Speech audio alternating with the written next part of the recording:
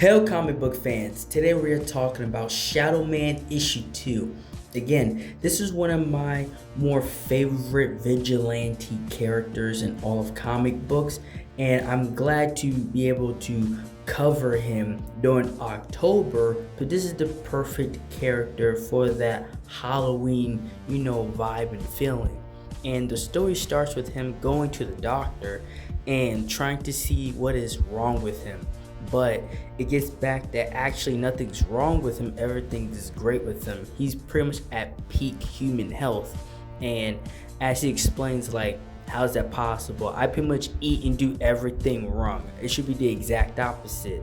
And what he's really trying to do is find a explanation for what's going on with him, especially at night, because at night everything changes for him.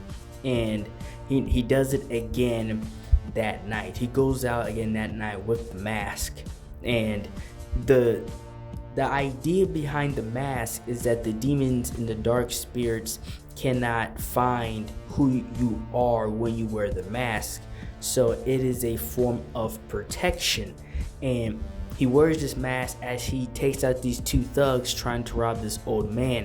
And he was in and out in the flash.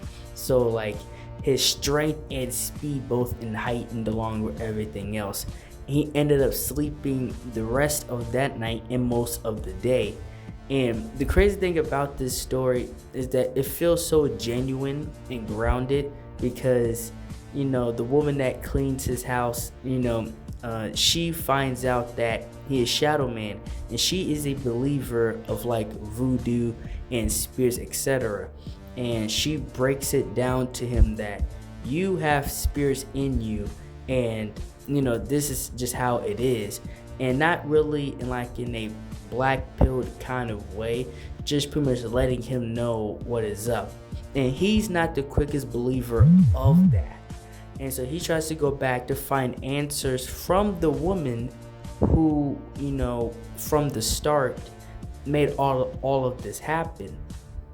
But he waited too long to try to find this woman 2 weeks later, and her place was cleaned out and she was gone. And he's not the only person trying to find her.